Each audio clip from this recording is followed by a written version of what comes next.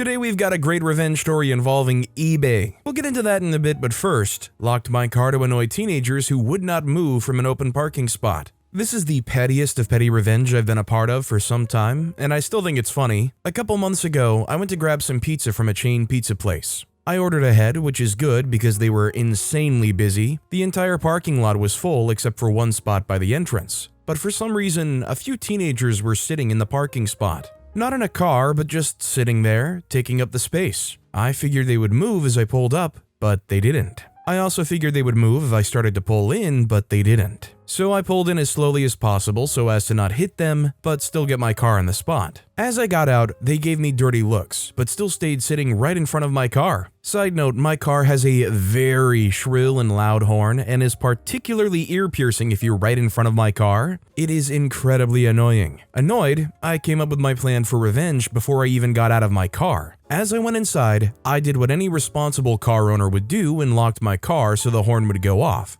Twice. The kids weren't sitting there when I got back. Edit, changed except to accept. Also, there were 2 patios at the pizza place, so plenty of places to sit aside from the parking spot. Forgot to mention this initially. I'm not really going to assume anything about these kids. I'm assuming they were just sitting there because they could, and they were probably just spatially unaware or thought they were out of the way and wasn't causing an issue. It just really paid off in this situation that OP has an unusually shrill car horn. Kate Maxwell 1 wrote, "Love it. Reminds me when set my mom's old car's alarm off outside a chip shop as teenagers kept leaning on it and other cars around it. Had my little sister scared in the car at the time too. Never seen teenagers run that fast before when the car alarm went off and people stared at them." Master Collection 488 added, "If you're old enough, back before car alarms became standard issue, they were something you got if you had a pricey car, especially a sports car. People hadn't yet begun to automatically tune the things out when they went off accidentally while the owner was in the store or away from home in their spouse's car. There was this one car alarm that talked and would order the people getting too close to the car to step away from the vehicle.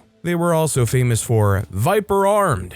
The guys who had these things were always the type to take up 4 spots with their car. Also, hi, I'm Steven, and if you guys enjoy awesome stories of revenge, it would be amazing if you left a like or left a review if you're listening to my podcast. That said, our next story is, gave self-important HR manager something else to fuss about besides the office coffee machine. The HR manager where I currently work is a superficial, controlling, self-important snob who only pretends to give a rat's butt about employee satisfaction, and even then, only when it makes her look good. She once attempted to introduce me to a new staff member and didn't know my name, and I'd already been working there for 4 years. She'd been there for 5, and I recall even wearing my name badge at the time, so she didn't think to pretend she knew my name to at least try to save face with me. She once tried to revive the long-dead workplace social vibe and distributed an email to our office informing them of a morning tea for a staff birthday. But then we all had to register by COB if we planned on attending, and she was actually chasing up people who hadn't responded. Like, there was no organized external catering or anything that she needed numbers for. Heaven forbid she spent too much of her department's budget on boosting staff morale. It was literally a 12-piece store-bought cake and a cheese platter in the staff kitchen on a Thursday afternoon. Not to mention the staff member whose birthday it was notorious for not wanting to celebrate his birthday, which she would have known if she'd bothered to care. And the coffee machine. One day it wasn't working, and this HR manager comes into my area in a flurry saying it wasn't working and that she's got better things to do than to try and fix it herself. She was clearly posturing in a way that implied she expected me to do something about it without her having to ask. Me being a lowly admin officer, which to her, I guess was equivalent to coffee bench, I slowly get up, not in a particular hurry. I give it a look, open whatever compartments will open, taking my time, and she's getting more flustered by the second. I kind of waffle on about what could be wrong with it, not really doing anything to fix it or act if this was the emergency she was making it out to be. I eventually made my escape after someone else came in and let her make a fuss to them. Sorry, Graham. If she had been anyone else, because anyone else would have asked politely, I would have absolutely stepped up and done my best to assist, and probably would have fixed it too, as I do happen to know most of the quirks of that particular coffee machine. One day I learned that this woman, unsurprisingly, doesn't even trust her own staff. In HR. Like, you're hiring your own people, are you not? Like, why would you not hire people you can trust? Anyway, with this information, I made it a point from then on to send any HR correspondence to the generic HR email, instead of her personal manager's one, with the reasoning being that people often go on leave, and it's important that no HR correspondence falls through the cracks. If it gets sent to an individual who isn't in the office for whatever reason, any hard copy things get placed on a central table in the HR office for whoever is there to attend to. If something's marked confidential, I will of course leave it in the envelope, but unless it has a particular person's name in the address field, it's going on the center table. I'm the admin officer from the mail room. I deal with tons of incoming correspondence every day, electronic and paper. I just love thinking of this woman squirming every time an email comes in or something's left on the table and trying to micromanage her team so they don't come across anything they shouldn't. Might as well give her something else to make a fuss about besides the coffee machine. Honestly, I think OP's doing her a great service. I definitely feel like micromanagers on some level are working through some kind of inner turmoil. Like, I don't know if they're just overstressors, just way too hyper worried about making sure everything's perfect, or in the past if they've gotten burned on something and therefore they've got to micromanage. But OP's kind of giving them something to kind of have that fixation taken out on. It's like giving them the perfect sensory toy. Sarah Phillip wrote, "You should get maintenance in on it too. Have them open up a ceiling tile above her desk and set a bucket of water right where her keyboard would sit. Leave it there for a few days. Then, every now and then, have them do it again. All it takes is a box of donuts." Our next story is, don't shower for too long. When I was 17, my boyfriend and I moved in for a bit with his mother, Meryl. It was not a pleasant time, and I have many stories. Some are intense, like 911 on Christmas intense, but this one makes me smile every time I think about it.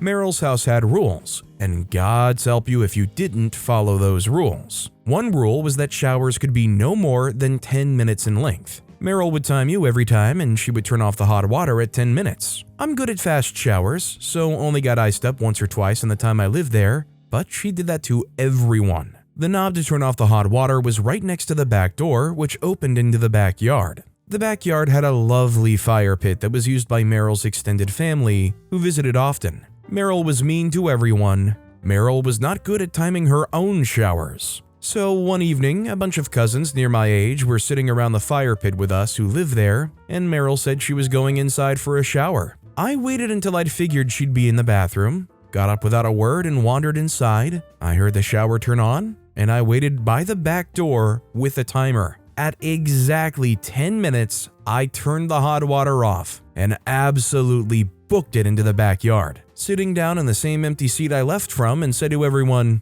"I was here the whole time."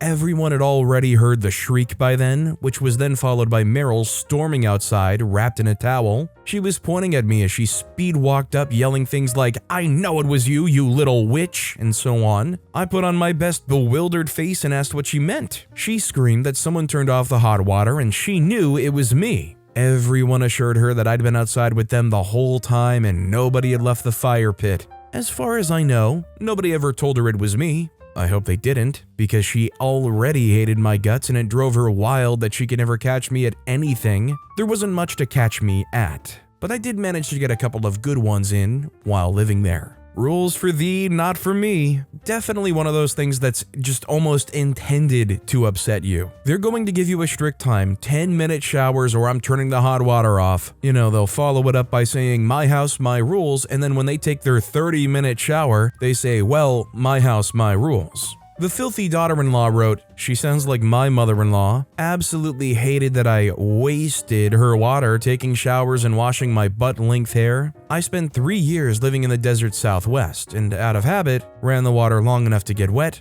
turned it off to soap and shampoo, then ran it for another 5 minutes to rinse. This was excessive and wasteful, but her 30-minute showers weren't. And I should wash my hair by sticking my head under the kitchen faucet like she did." Our next story is, ride my bumper? Let's see about that. I live in Northwest Ontario, Canada, and often travel to Winnipeg, a 200-kilometer, 130-mile trip that crosses a provincial border partway through the trip. Tailgating trucks are often an issue, and a dangerous one, as this highway is only 2-lane. And truckers get frustrated with all the turns and hills through some very rocky and hilly terrain. On one trip, I had a semi pull up so close I could only see his grill in my rearview mirror, even though I was traveling above the speed limit. I was ticked, but was hopeful that he would have to stop at the upcoming Manitoba border for truck inspection, so just sped up a bit, but he kept coming. Unfortunately, the inspection station was closed, so he had no need to stop. Immediately past the inspection station, there are 2 consecutive deep valleys between hills.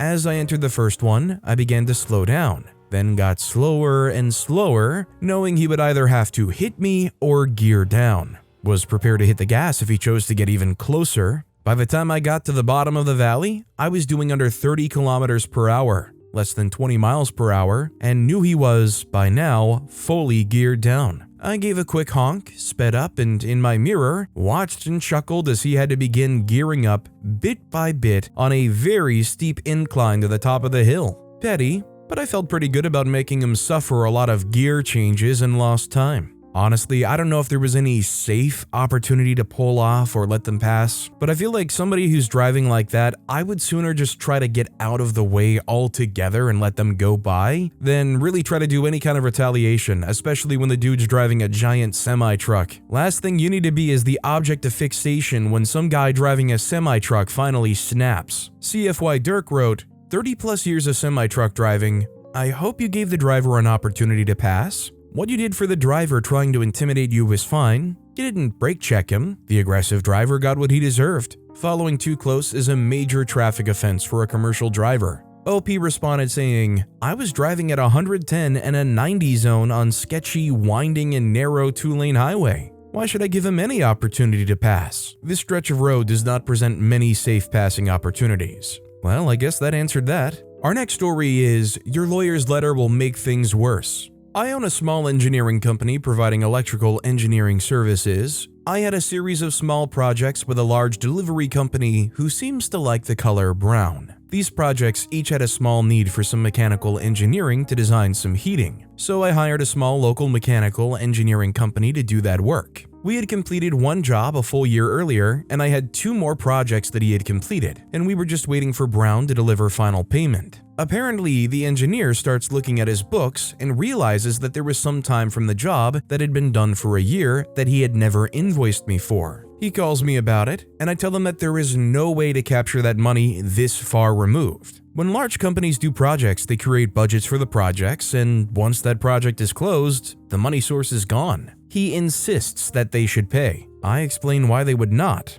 About a month later, I get a demand letter from his lawyer, demanding that year-old money plus immediate payment on the 2 current invoices. A demand letter is simply a demand written by a lawyer, so it has no real power except intimidation factor of being written by a lawyer. So I ignore the demand letter. About that time, I'd received the money from Brown. I tell him that I have a new policy that requires a lien release before final payment will be issued. Lien releases don't have much power over engineering services, they're for contractors. But this strings him along. After a couple of weeks, I sent him a lien release that required him to notarize it. Me requiring a notary on a powerless document was just another way to mess with him. About a month later, I did the same thing with the other final invoice. So in the end, this dude didn't get his year-old invoice paid, but did have to pay for his lawyer to write a letter, then wait for payment and waste time getting a couple of notary signatures. I mean, this is just a company, small or large, failing to be proactive about their money. Even on a personal level, if you get paid in checks, you gotta make sure that you go to the bank and cash that check. You can't let it just run out and expire. I remember hearing a story at one point of somebody whose plan was to collect all their paychecks for like a year and then just try to cash them all at the same time. As if that wouldn't be an absolute nightmare scenario for the person paying, and as if most of those checks wouldn't be expired already.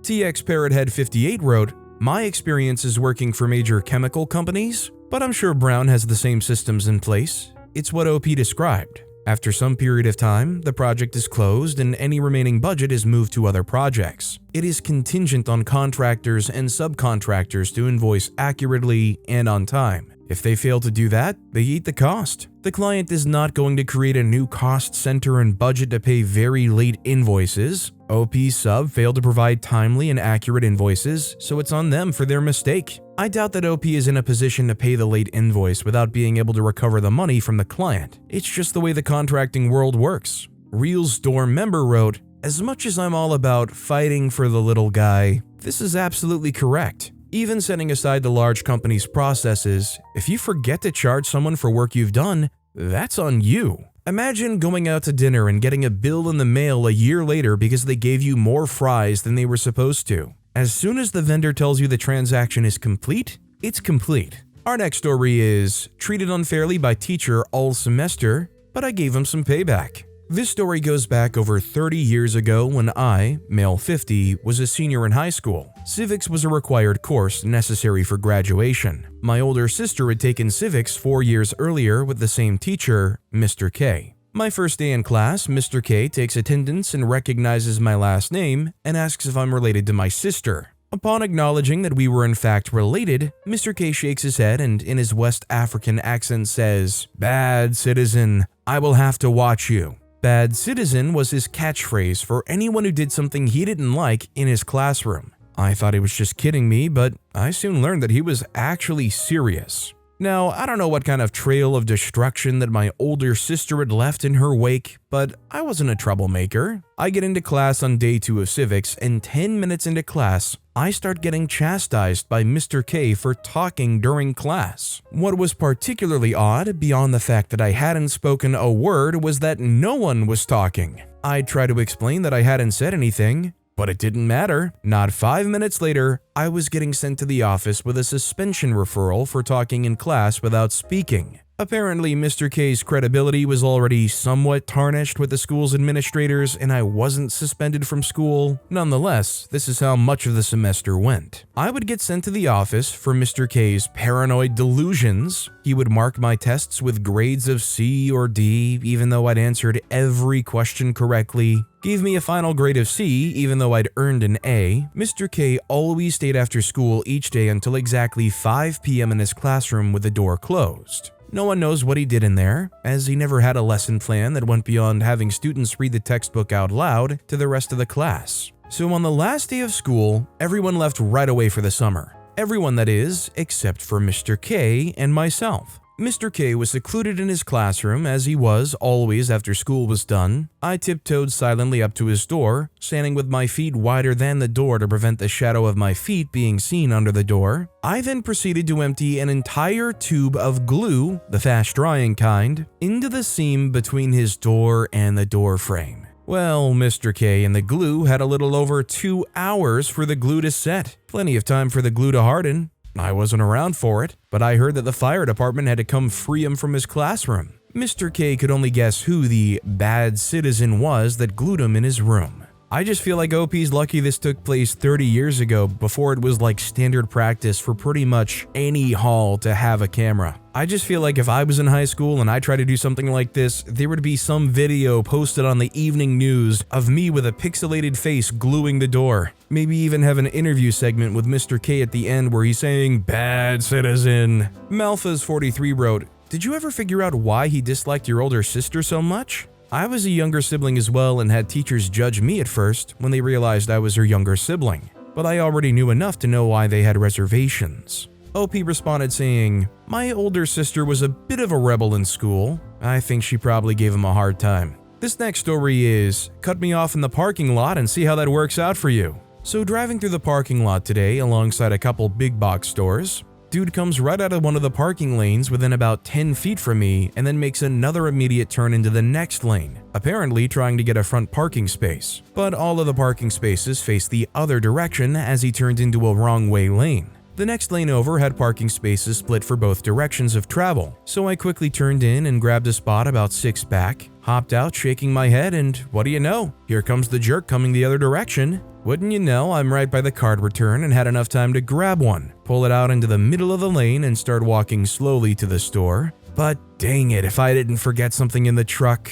Of course I left the cart in the middle of the lane while I grabbed my item, then continued my leisurely stroll to the store. I don't know if it just makes me sound like a wimp, but this is yet again another story where it's like, I would daydream of doing this revenge. But again, I wouldn't want to be the person leaving that cart and walking back and forth on this person's breaking point day. Mito King 24 wrote, "That is a small victory and I love how you trolled that jerk of a car who cut you off, OP." OP responded saying, "It was small. It was so petty and the dude would have been in the store 30 seconds sooner had he not been a butt." Our next story is, don't tell me the code? come open the door for me then. Details are kept somewhat vague for privacy reasons. At my job, there's a tight-knit group of people who are qualified to operate the small boats we use to support numerous other jobs. Things like environmental inspections, security checks, seaside pickup and drop-offs, and, God forbid, oil spills in the local area. This year, I finally finished my training and am now a proud member of the team. There's no pay benefits or anything, but it means I get to drop any other job I'm currently on to go do boat stuff. Especially during the summer, it's amazing. The small boat team has a very nice shop/garage building separate from the main hangout called the Boat Shed. Very original name, I know. Filled with supplies, tools, everything you would need before heading out on the water. Most importantly, they store the life jackets, the pre-launch safety checklists, and the Coast Guard compliant radios we use for communication in the shed. The shed is kept locked because of all the nice things kept inside, and people will take anything that's not bolted down if given the chance. On to the main story. Most of the team works the traditional day shift. Me and one other work the night shift. Day shift does most of the work, so night shift doesn't get a lot of boat time. But when we do, it's almost always me and a coworker we'll call Red. Red is a nice enough guy. We work well together, but for some reason, he adamantly refuses to tell me the combination to the boat shed. It's not a problem when we work together, but if he's out sick that day, I can't get in. That is until I figured out the code myself. Through trial and error and a lot of patience, I painstakingly found the correct code. So now I can get in whenever I need to. Hooray! But then I had a thought. If I tell Red I know the code, life goes on. But if I don't tell him, then he has to come open the door for me each and every time I need to go in. And that's exactly what I've been doing. So for months now, I'll just find an excuse to get in the shed. Hey Red, I got my own waterproof jacket. Can you let me in the shed to hang it up? Or, I noticed one of the mooring lines is frayed. Can you let me in the shed to get a replacement? My favorite one is, Red, can you go grab a checklist and a radio for me, please? It's my turn to drive, so I gotta do the checks. And every time he goes out and opens the door for me. The best part is one night when Red wasn't there, the boss would come out with me. We go to the boat shed, he offers to get the door, but I tell him no need and open it myself. I've complained in the past about Red not telling me the code, and he said he can't force Red to tell me the code, so now he asks, did he tell you the code? I say no and explain my petty revenge. He laughs, calls me an evil genius, and we go on with the work. Life is good. I mean, I don't know why we have to work so backwards and be so secretive and whatnot, and why the boss would be like, well, I can't force Red to give you the code. I just don't really understand, but hey, it works out. Zoreb1 wrote, why didn't the boss give you the code when Red wouldn't? OP responded saying, he said it's to prevent me from going out alone, since I'm new and haven't had much opportunity for experience. To a degree, I get where he's coming from. In the 6 months I've been qualified, we've gone out maybe 8 times. They try to have day shift handle the majority of the seafaring jobs, while night shift only goes out on necessity. Boat operating is unfortunately not the main focus of our jobs, but it's certainly the funnest. I think it's a simple but effective hazing. Our next story is Light Revenge. A few years back, we had some terrible renters next door. We live in an older neighborhood with 100-year-old plus homes, so the houses are close. The neighbor was always couple times a week having loud parties. We had recently bought an expensive LED floodlight for our back porch. I'm guessing that they didn't like the light because one day it was missing. Obviously, they came through the back gate and stole it. So my handy husband got the brightest light we could find, angled the light right into his yard, and flipped the switch. I am not kidding. People came out of the house to see what was going on. It was so bright. Best petty revenge. Now, what would the outcome be if the people came out and they started like partying along with it? They got hype like, yeah, spotlight. Max Mighty 88 wrote, my neighbor did this to us and had it angled towards my son's bedroom. It was annoying, so I built the light blocker. It's made out of old scrap materials, is 8 feet tall and freestanding. Then I turned him into county code enforcement. They found lots of things wrong with his house and yard. It's been 2 years and his light burned out. The county keeps coming out to fine him on things he hasn't fixed, and my light blocker is still standing proud. This next story is, I've never told anyone this story. He told me I couldn't use women's body wash. I've been using it for 20 years now. This probably stretches the limits of petty and revenge, but I'm going to post it anyway. I've never told a single person this story because it's so stupidly petty. Around 20 years ago when I was in college, my girlfriend then, she's now my wife, and I had plans to go to a nice dinner in our parents' hometown. I had another commitment during the day that was going to leave me sweaty and dirty. I don't remember what it was, but I remember really needing a shower before going to dinner. So the plan was that I would finish up during the day, meet her at her parents' house where I would quickly shower, and then we would leave for dinner. After I got done, I went to their house. My girlfriend and her parents were asking me about how things went. All I remember is feeling so insanely dirty that I didn't want to stand there talking to them because I was sure that they could smell me from several feet away. I continued to inch my way up the stairs where I knew I would be showering. When I felt like I could safely leave the conversation without being rude, I asked my girlfriend, "You have soap, shampoo, etc. up there that I can use to shower?" She said, "Yep." This is when her dad, my now father-in-law, literally jumped up out of his seat saying, No, let me find you some men's soap. You don't want to use her soap." I quickly tried to stop him as I really didn't care, I just wanted to shower. He insisted. So I stood there halfway up the stairs for a few minutes, desperately wanting to go up and shower while he rooted around in his bathroom trying to find some manly soap. He eventually found something, handed it over, and I went upstairs. Being annoyed at one, his overall insistence that I couldn't possibly use soap that wasn't intended for men, and two, having to wait longer to take the shower, I decided I was going to be petty and use my girlfriend's soap anyway. Take that! But the actual petty revenge continues to this day. Her parents still live in that same house and we still live in a different city. So every time we go back to visit, we stay at their house. We still use that same bathroom when we go back. And that bathroom is always stocked with both manly and girly body washes. Guess who uses the girly body wash every time I'm there? Even though I prefer the scents of the manly stuff, even though not a single soul knows about how I was wronged, or the revenge that I've been exacting for 20 years now. You finally go to give the old father-in-law a hug and he goes, "Sniff, sniff. Is that the scent of women's shampoo and soap, OP? Get out of my house." I'm not gonna lie, if I'm visiting somewhere and I absolutely stink and there's an opportunity for me to take a shower, it doesn't matter if there's men's shampoo and soap up there, it doesn't matter if there's women's shampoo and soap up there, it doesn't matter if there's the classic 9-in-1 shampoo, conditioner, body wash, soap, lotion, shaving cream, toothpaste, detergent, and motor oil all in one up there. I'll use whatever and I'll end up clean enough. Nathan Ader wrote, "If it was me in that situation, I would have found the girliest, strongest smelling soap so I'd radiate an overpowering, beautiful scent. But that's just me." Our next story is eBay mishandling stolen equipment or don't mess with the postal inspectors. I work with a company that times races, running, cycling, triathlon, etc. The owner is a guy named John, who works at Race Timing Co., both made up names. At a race, some equipment was stolen. It's expensive equipment, but extremely specialty. Maybe 200 people in the US use this system, and the components cost about $1,000 each for a total of about $4,000 US.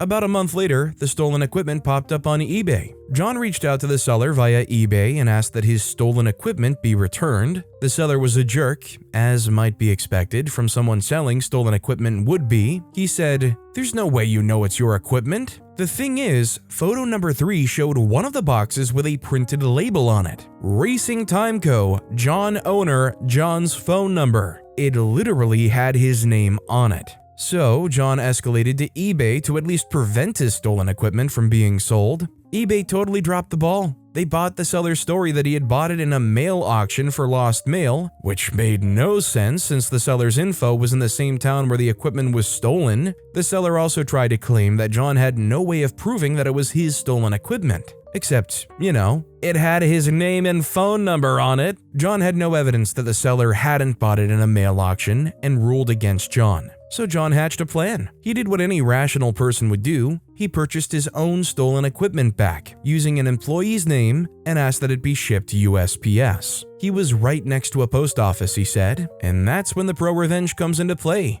It is a felony to knowingly traffic stolen items. So John waited patiently as his equipment was marked shipped and ended up arriving at his coworker's house in another state for good measure. And John called the Postal Inspection Service. He had the seller's full name, address, and proof that he knew it was stolen. He had police reports, pictures of his name on the equipment, matching serial numbers, transcripts of him informing the seller that it was stolen, etc. The USPS inspectors knocked on the guy's door 2 days later and reportedly found numerous stolen items. He was charged with almost a dozen federal felonies, including felony theft, trafficking stolen goods across state lines, and lying to federal agents. And to top it off, John filed a stolen goods complaint with eBay since he now had tons of proof that he had been sold stolen goods. So he got his money back, minus shipping. Literally no shock at the very end, minus shipping. You just always have to pay for shipping costs.